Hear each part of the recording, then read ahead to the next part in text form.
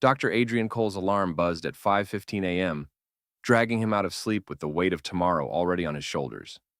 He dressed carefully in a crisp white shirt and navy slacks, smoothing his tie in the mirror as he rehearsed the evening's presentation in his head.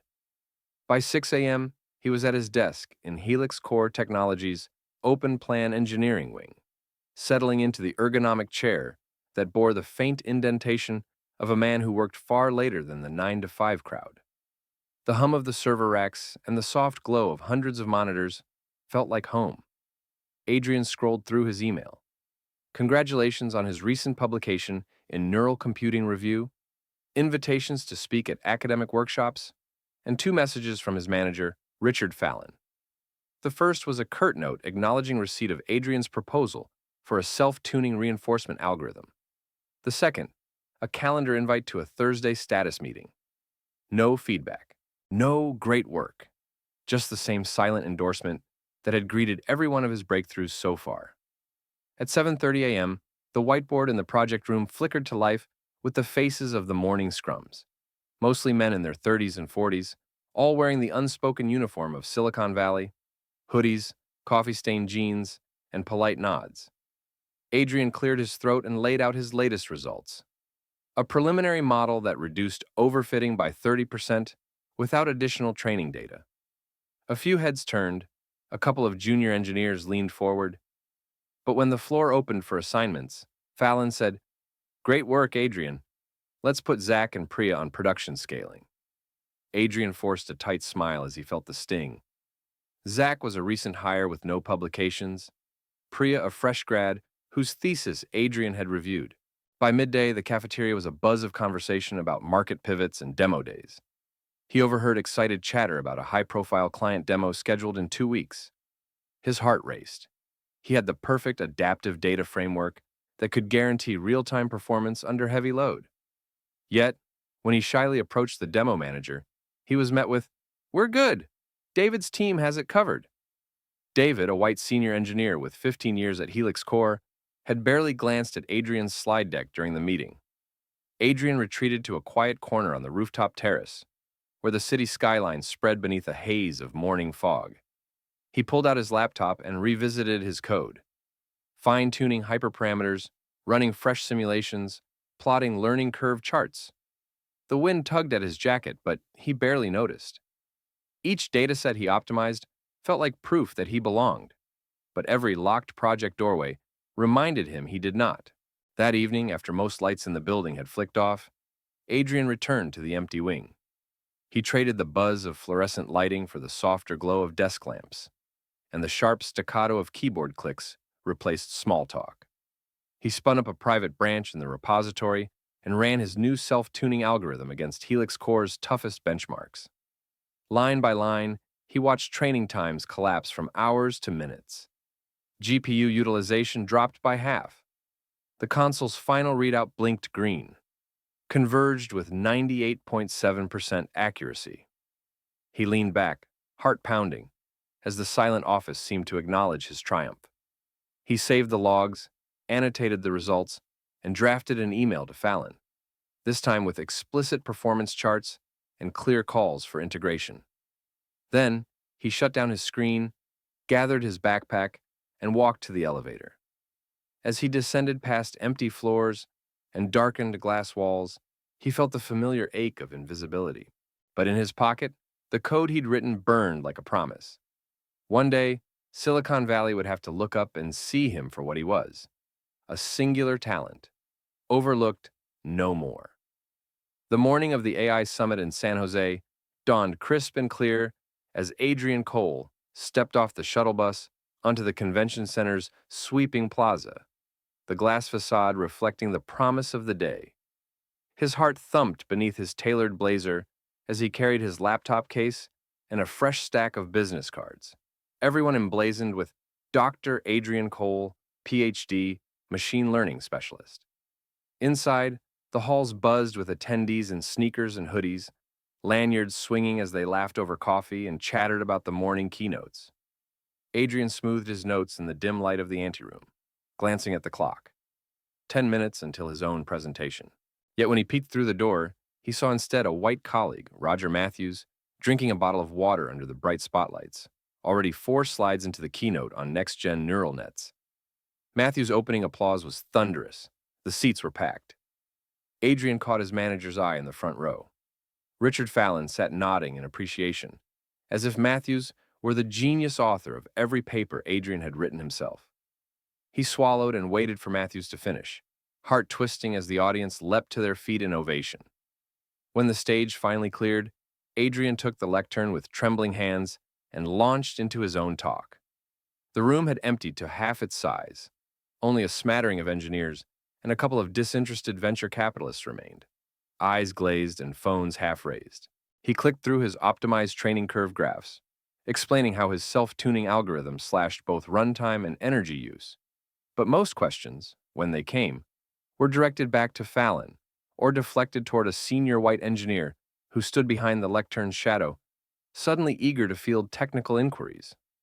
Adrian forced a polite smile, answered each with clarity, then closed with his signature slide.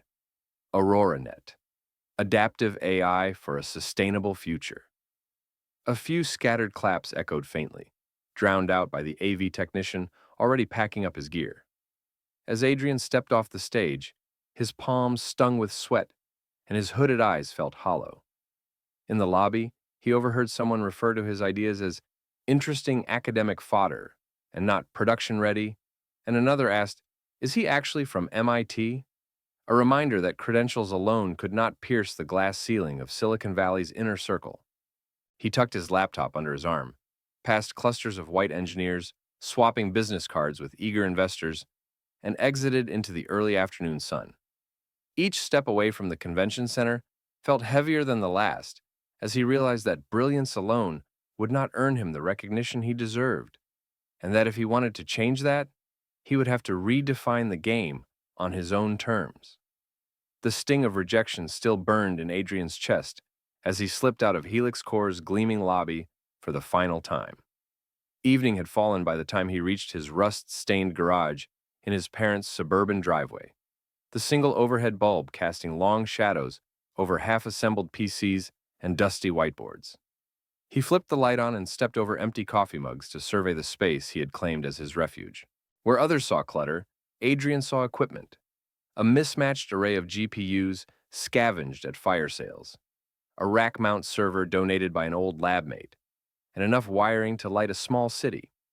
Tonight, those computers would belong solely to him and to AuroraNet. He closed the garage door against the cool night air and set his laptop on a battered workbench. On the screen glowed the project folder he'd exported from Helix Core's private repository. Dozens of neural network scripts, training logs, and half-finished notebooks. He created a new branch, GarageMain, and began refactoring routines one by one. His fingertips flew across the keyboard as he rewrote Helix's proprietary data loader into a modular framework, then grafted in his self-tuning optimizer. With each code block he dropped, the old constraints of corporate standards fell away. Around midnight, the hum of fans and the glow of LEDs formed a mechanical heartbeat. Adrian launched the first training run, a baseline comparison of AuroraNet against Helix's flagship model on a streaming dataset of real-time traffic patterns. He tapped his foot to the whir of cooling blades, watching lines of loss and accuracy metrics crawl up the console. An hour later, the results began to stream in. Training time cut by 45%, validation accuracy climbing steadily. He cracked a tired grin, but there was no time to celebrate. By 2 a.m., he had sent a private message to 3 trusted undergraduates, white, every one of them grateful for the chance to work on cutting-edge research. They arrived on bicycles, lugging spare power supplies and pizza boxes. As they unpacked snacks, Adrian outlined his plan. "We're standing at the edge of something big, but we can't do it in tokens. We need to build AuroraNet from the ground up, test it on real problems, and prove it can scale." The students nodded, eyes bright under the flicker of fluorescent tubes. Through the pre-dawn hours, they ran experiments on wind turbine sensor data, predicting shaft failures weeks in advance, and on mock ad targeting logs, boosting click-through rates while cutting server costs in half. Adrian guided them through every line of Bash script and Python callback. When a memory leak crashed the cluster at 4 a.m., he debugged the C++ inference engine himself. When the GPU driver glitched at 5 a.m., he stayed late to recompile the latest CUDA toolkit. Each hurdle felt like a trial by fire, painful but purifying. As dawn's first light streaked across the garage windows, Adrian pushed one final commit and watched the nightly benchmark comparison finish. AuroraNet hadn't just matched his expectations, it had shattered them. Training times down 75%, energy consumption down 60%, and predictive accuracy that improved over every competitor he'd tested. He exhaled, the tension easing from his shoulders. He compiled the results into a sleek presentation, graphs, tables, cost savings projections, and emailed the zip file to a private thread on the developer forum where he'd long been an anonymous contributor.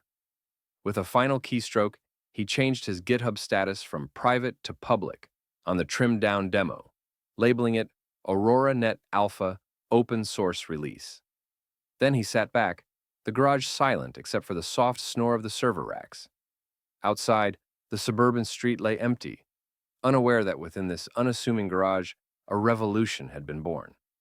Adrian closed his eyes, feeling the weight of every dismissed conference, every stalled promotion, transform into quiet triumph. If Silicon Valley would not see his worth on their terms, he would force them to on his own, and AuroraNet would be his proof.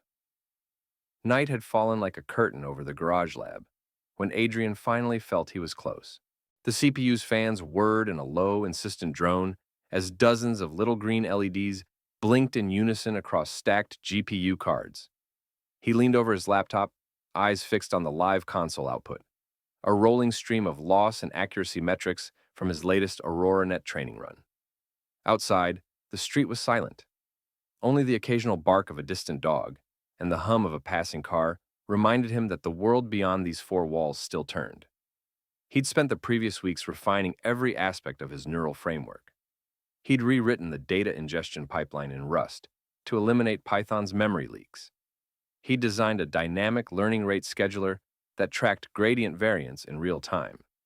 And he'd built a novel attention gating mechanism that let the network reallocate its computational budget to the most information-rich features in each batch. Tonight, he was testing all of it at once, on a streaming dataset of real-time sensor readings from industrial wind turbines, data known to overwhelm even the fastest commercial models. As the epochs clicked by, 1, 2, 3, Adrian watched the loss curve plummet, from an initial 0.38 to 0.12, then 0.05. At epoch 5, the console printed, training time, 12 minutes, down from 2 hours. Peak GPU utilization, 52%, down from 180%. 98%. Validation accuracy, 94.3%, up from 87.1%. He stared at the numbers in disbelief. AuroraNet wasn't just marginally better. It was in a different league. He replayed the values to confirm they weren't a fluke. Identical metrics on a separate holdout set. Then again, on noisy, real-world data scraped from a high-traffic e-commerce site. Each time, the breakthrough held training times slashed by over 90%, energy consumption cut nearly in half, and predictive performance that edged out every baseline. Adrian's chest tightened with exhilaration. He pushed aside the empty soda cans and tore a fresh sheet from his sketchpad, feverishly scribbling diagrams, flowcharts of data blocks, sketches of weight update rules, even rough drafts of a slide deck. He documented every hyperparameter, every architectural tweak, knowing that the moment he stepped outside this garage, someone else might try to replicate or appropriate his work. By 2 a.m., he had packaged a minimal, self-contained demo of AuroraNet in a Docker image. A few hundred megabytes of pure, streamlined code that could run on any GPU-equipped laptop. He tested it on his own machine, watching as a synthetic image classification task completed in under 5 minutes, where the competition struggled for over an hour. Satisfied, he created a private GitHub repository, pushed the code, and labeled the initial commit AuroraNet v0.1, first stable release. Core features: dynamic attention gating, real-time optimizer, modular data loader. He paused, staring at the interface. The silence in the garage was almost reverent, as if every component of his makeshift lab recognized the magnitude of what he'd just accomplished. He closed his eyes and let the adrenaline sink in. Years of overlooked proposals, demoted presentations, and stalled career paths funneled into this one moment of vindication. AuroraNet was no longer a whisper in hushed forum threads. It was a roaring promise of what AI could become. Careful not to expose the full repository publicly yet, Adrian drafted a brief announcement to his private circle of supporters on a specialized developer forum. His fingers trembled as he typed, "Dear colleagues, I'm proud to share AuroraNet v0.1.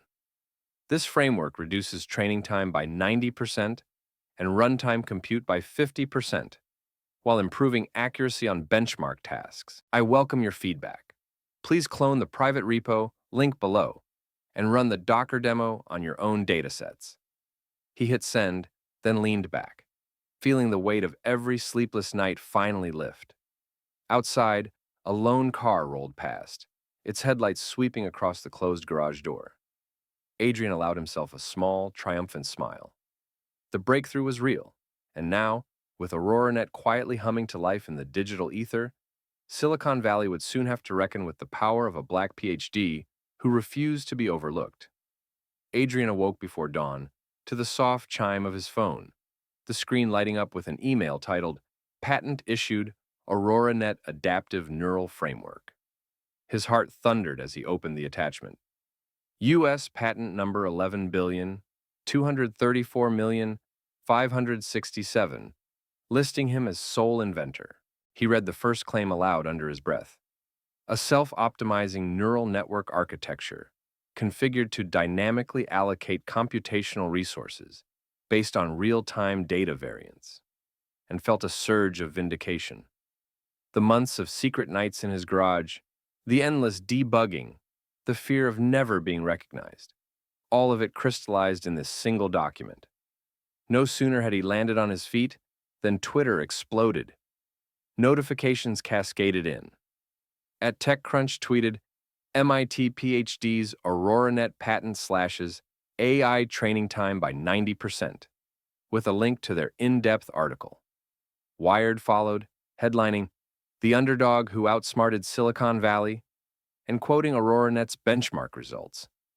LinkedIn lit up with congratulatory messages from former classmates, fellow developers he'd never met, and even the CTO of a major autonomous vehicle startup asking for a private demo. Adrian scrolled through them with trembling fingers, each ping a reminder that he had finally forced the world to see his work, not as an academic footnote, but as a game changer. By mid-morning, his inbox was overflowing. Investors from Sequoia and Andreessen Horowitz requested one-on-one calls. Google Brain's recruitment lead offered a slot in their Moonshot research lab. Helix Core's CEO, Diane Marsh, sent a terse email. "We'd like to discuss AuroraNet's integration into our product roadmap. Are you available?" Adrian's chest tightened at the message. Pride warred with bitterness at the thought of returning to the place that had ignored him. He paused before replying, drafting a diplomatic yet firm response that left the door open, on his own terms. Meanwhile, the GitHub repository he'd made public earlier that morning soared to the top of trending projects. Thousands of stars, dozens of forks, and a wave of pull requests arrived. Engineers benchmarking AuroraNet against their own datasets, proposing optimizations, and praising the clarity of his documentation.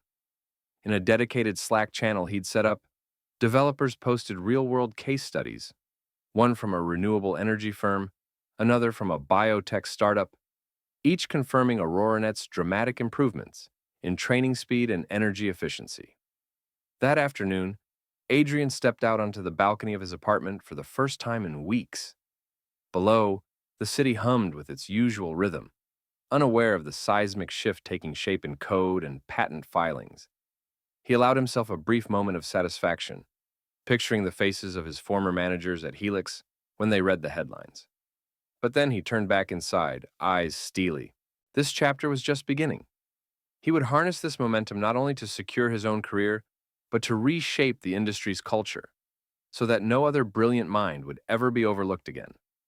Within 48 hours of the initial headlines, Adrian's phone had become a relentless drumbeat of opportunity. He awoke to a string of missed calls from venture capital partners whose firms managed billions under management, each voicemail more urgent than the last. "Dr. Cole," began one polished voice from Sequoia Capital. "We have an opportunity for you to lead a $20 million AI fund of our own design."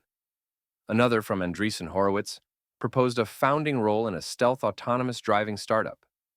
Even Helix Core's Diane Marsh reached out again, this time with a carefully worded apology.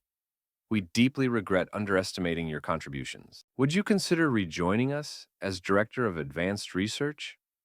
That morning, Adrian sat at his kitchen island, surrounded by 3 open laptops, coffee cups littering the counter. A spreadsheet detailed each offer: salary figures that reached 8 figures, equity percentages that would normally take decades to accrue, budgets for dedicated teams of PhDs and engineers, and promises of private jet travel for board meetings. His heart pounded as he read the fine print. Non-compete clauses, IP assignments, diversity pledges buried in boilerplate language. He realized that each offer, no matter how lavish, carried its own hidden constraints. Late afternoon, a polished sedan pulled up outside his apartment. He stepped onto the stoop to greet representatives from one of the world's largest social media platforms, their recruitment packet nearly as thick as a hardcover book. They extolled AuroraNet's potential to revolutionize content recommendation algorithms, promising full autonomy over team structure and a startup incubator space on their campus. The lead recruiter leaned in, voice urgent. "Our CEO wants you on site by Monday. We'll match any competitor's equity package and include a $5 million signing bonus."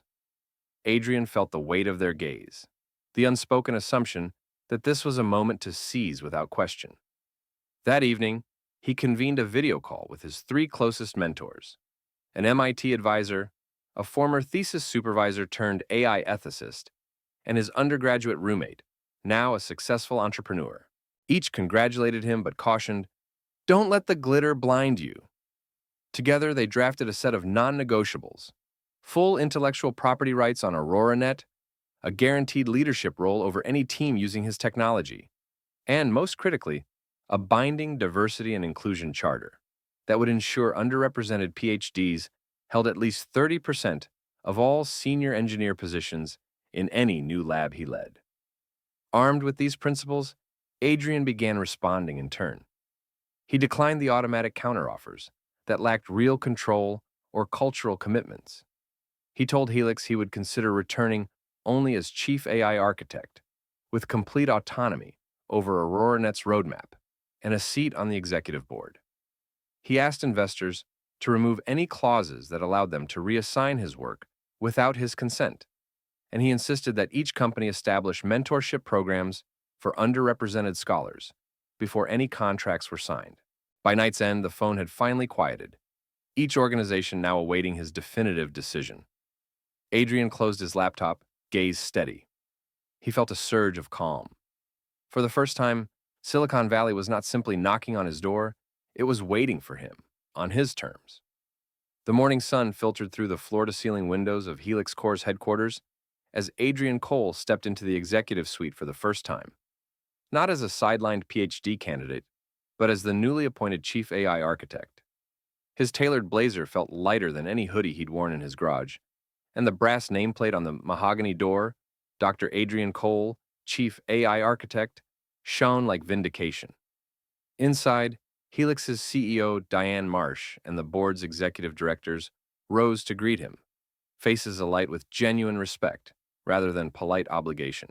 After brief pleasantries, Diane ushered Adrian to the head of a long conference table where a group of diverse young engineers, Black, White, Latinx, and Asian, sat waiting. Each held a slim folder stamped with Aurora Fellowship Cohort Number 1. Adrian's heart swelled as he recognized some of their names. First-generation grads, veteran return-to-learners, and underrepresented PhD candidates he had recommended personally. This was the promise he had insisted on. Not lip service, but tangible opportunity.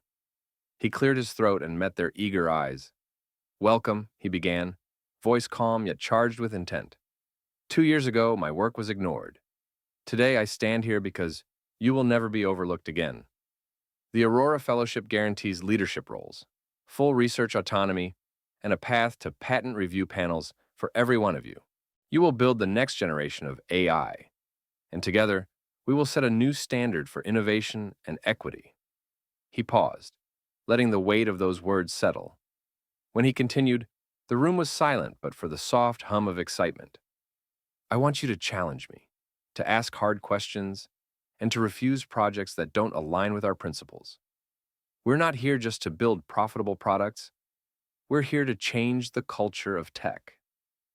Over the next hour, Adrian led them through the Aurora Fellowship's curriculum, a 6-month rotation in Helix's top labs, direct mentorship from senior architects, a guaranteed seat at the quarterly patent review board, and a dedicated diversity metrics dashboard that would track hiring, promotion, and compensation equity in real time.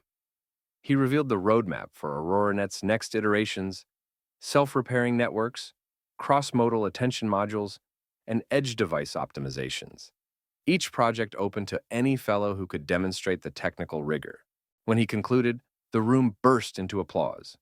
Not the polite claps he'd once heard in half-empty halls, but genuine, sustained ovations from engineers who saw themselves reflected in Helix's future. Diane Marsh stepped forward to shake his hand. "Adrian," she said, "you've rewritten our rules and our roadmap. Thank you for bringing AuroraNet and this fellowship to life." In the days that followed, news outlets hailed Helix Core's bold new program. Tech blogs highlighted the diverse faces of the Aurora Fellows. LinkedIn posts from proud mentors circulated their stories. And soon, Helix's stock tickers responded with quiet optimism, investors recognizing that true innovation demands inclusivity. That afternoon, Adrian made his way to the company's annual tech summit, where hundreds of engineers gathered in the main auditorium. As Diane introduced him, she acknowledged the journey. From garage-born breakthrough to our chief AI architect, Dr. Adrian Cole exemplifies what happens when talent is given its due.